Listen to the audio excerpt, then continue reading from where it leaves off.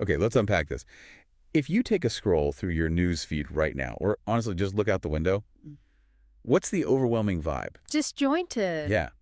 It's not just bad news, is it? It feels different. It feels random. Like someone pulled a thread and the whole sweater is just unraveling. Exactly. Yeah. It feels like things are breaking down left and right, Mm. political systems, supply chains, social contracts, and there's just no rhyme or reason to it. It feels like pure chaos. And the typical reaction is, well, panic. Right. But, and this is where it gets really interesting, the source material we're diving into today says, stop. It's a bold claim. The text argues that our whole perception of this chaos is wrong. Completely wrong. Yeah. It says, this era, what's traditionally called the Kali Yuga, is not actually chaotic, at least not in the sense of random disorder. It argues the Kali Yuga is a corrective intelligence. A corrective intelligence. Love that phrase, but it's also a little intimidating. It is. It implies there's a plan, and maybe we're just not seeing it. So the idea is that it doesn't destroy randomly. Not at all. It dismantles illusion, and it does it in a very specific, very efficient, and non-negotiable order. It's not an accident, it's a renovation. A controlled demolition. A controlled demolition designed to restore what the text calls structural coherence. And to explain how this demolition and renovation works, the source gives us a map. It introduces the 10 Mahavidyas. Right. Now, usually when people hear that, they think of Hindu mythology, goddesses, temples, incense.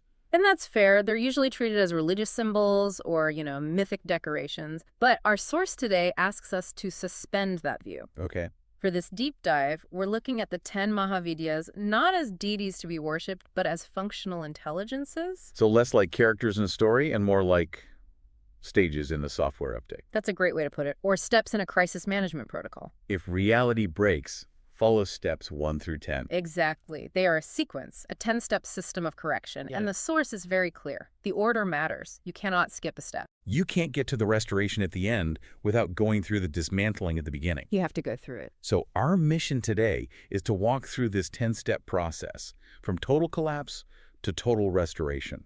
We're going to see why it happens in this order and how this is actually a system designed to, well, save us from our own illusions. And this is vital because if the source is correct, just understanding this map changes everything about how you experience the chaos. Right. Instead of feeling like a victim of random events. You start to see the architecture of what's happening. All right, let's jump in.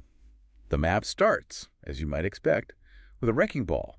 Stage 1, Kali.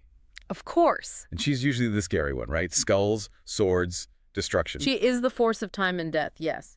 But in this context, as a corrective intelligence, Kali is the initial demolition. The source says she has to be first. Why is that? Because false structure must fall before anything true can stand. That makes intuitive sense, even if it's painful.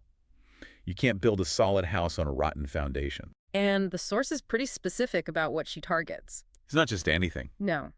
It's illusionary order, inherited authority structures we respect just because they've always been there, and fear-based identity. Her whole function is to expose the false.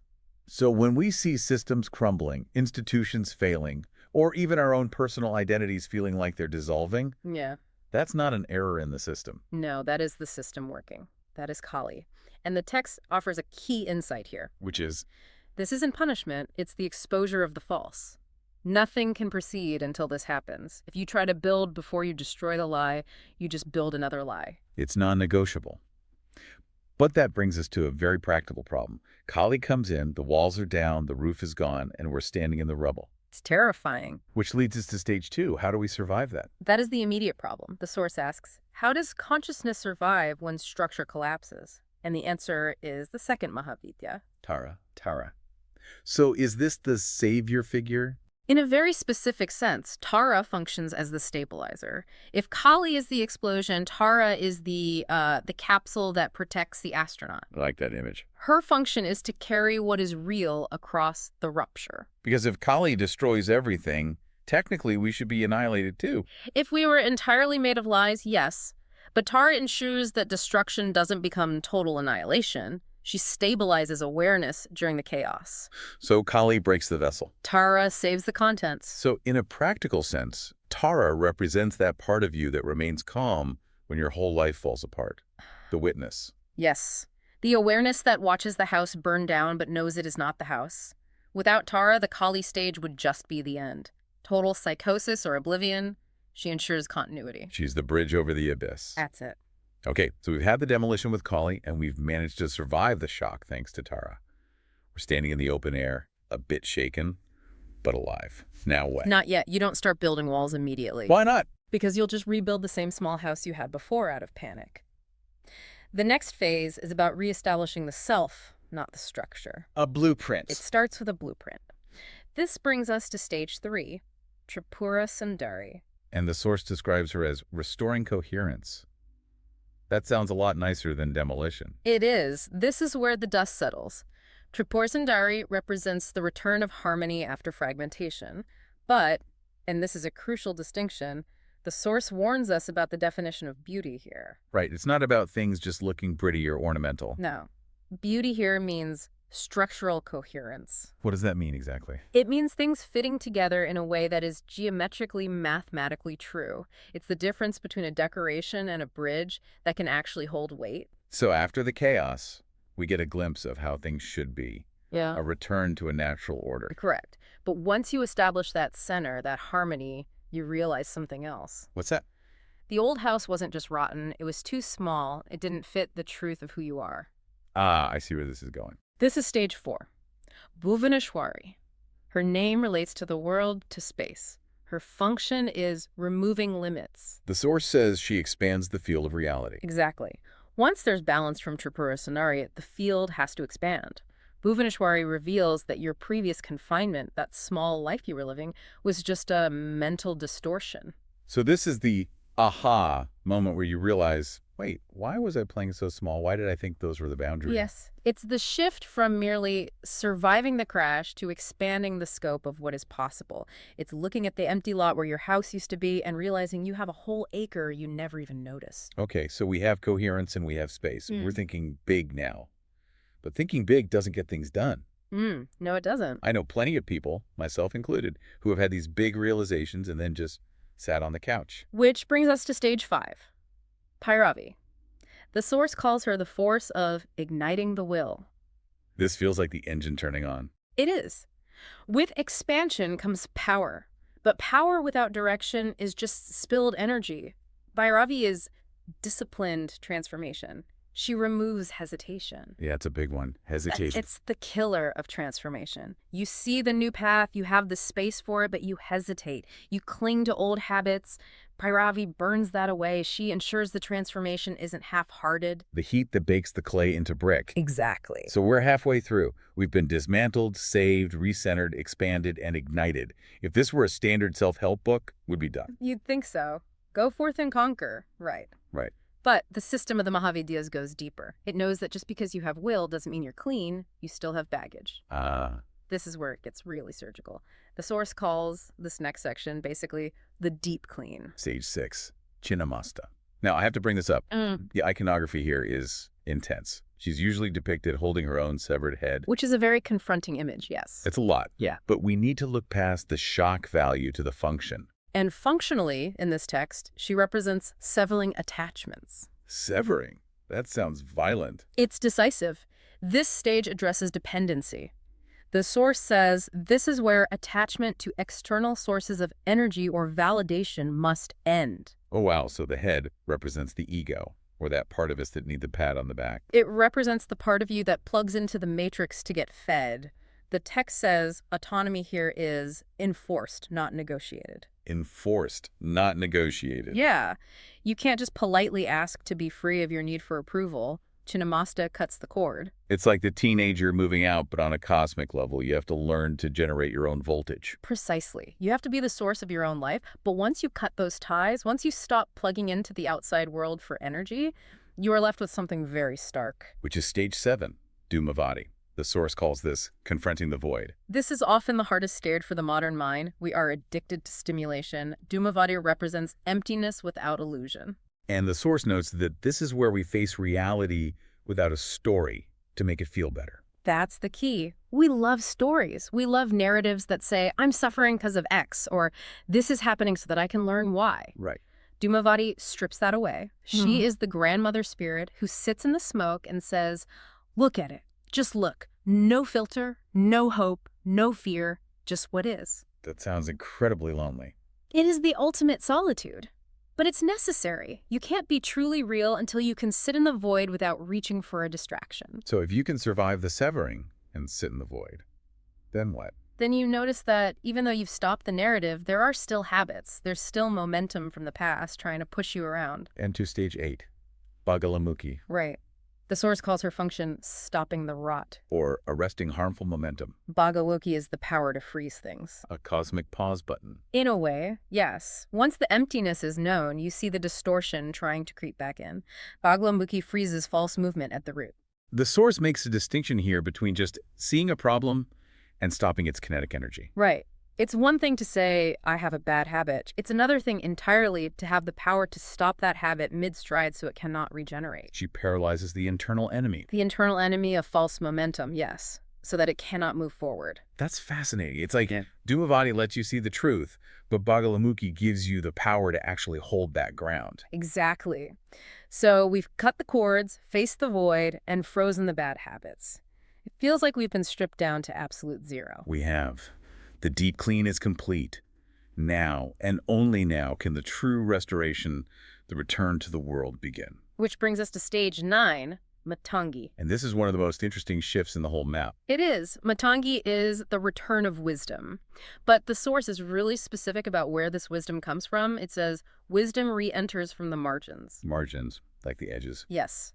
Matangi is often associated with the outcast, the leftover, the unclean.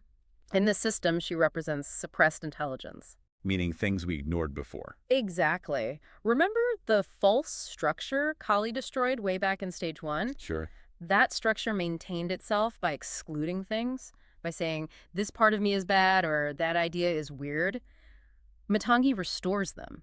So true intelligence doesn't come from the center of the old establishment. It comes from the things we threw in the trash. After the silence and restraint of Dhumavati and Bagalamukhi, the truth returns through what was previously rejected. You become whole because you stop throwing parts of yourself away. And finally, that brings us to the end of the line. Stage 10, Kamalat Mika.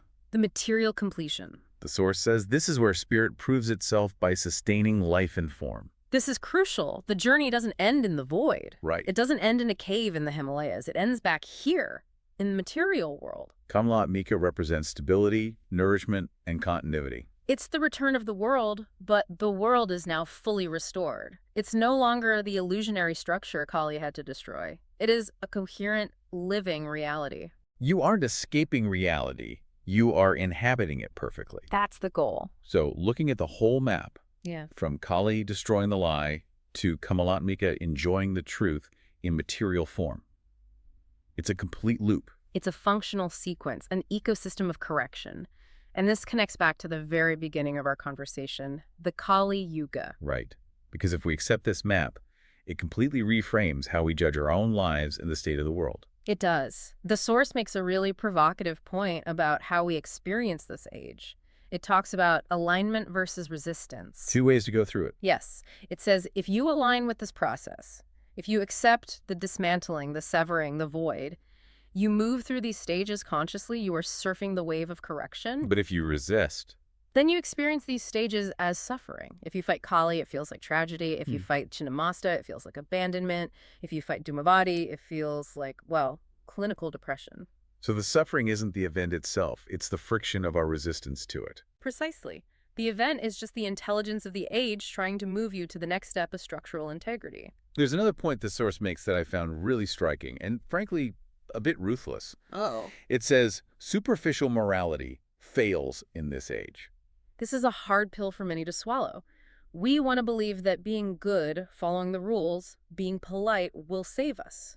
And the source says no. No. In a corrective age, the system doesn't care about good in a conventional sense. It cares about what is real. Only structural truth remains viable. Right. You can be a nice person, but if your life is built on a structural lie, if your career is based on exploitation, or your relationship on fear, Kali will take it down, the universe isn't checking your behavior chart. It's checking your structural integrity. It's an engineering audit, not a moral judgment. Exactly. And that leads to the final clarification the source makes. This is not a savior narrative. The world does not need saving. No, it needs coherence restored in the correct order. We aren't waiting for a hero to swoop in and stop the chaos. The chaos is the hero. The process is the solution. Yep. That reframes everything. It does. It's not about waiting for the storm to pass. It's about recognizing that the storm is the construction crew. And that the process is not punitive. It feels punitive because it hurts to lose our illusions. But the source is adamant. Everything is corrective. So let's wrap this up. We've gone from the smash of Kali through the stabilization of Tara, the rebuilding of the self with Tripura Sundari and Bhuvaneshwari, the ignition of will with Bhairavi. Then the deep cleaning of our attachments and habits with Chinnamasta, Dhumavati, and Bhagamukhi. All the way to the return of wisdom and material restoration with Matangi and Kamalatmika. It's a journey from a false, fragile order to a tested, resilient reality. And if there's one takeaway for you listening right now, it's this. If you're feeling pressure, if you're feeling chaos, don't automatically assume something has gone wrong. Right. Consider the possibility that everything is going exactly right. You might just be in the friction of a specific stage. Maybe you're in the Kali stage and things are falling away. Maybe you're in the Chinnamasta stage and you're learning to stand alone. Or maybe you're in the Dhumavati stage and everything just feels quiet and empty for a while. The question isn't, why is this happening to me? The question is, which intelligence is currently active and how do I align with it? The Kali Yuga isn't happening to you. It's happening for the restoration of reality. And that is a very different way to wake up in the morning. Indeed it is. Thanks for diving in with us. Always a pleasure.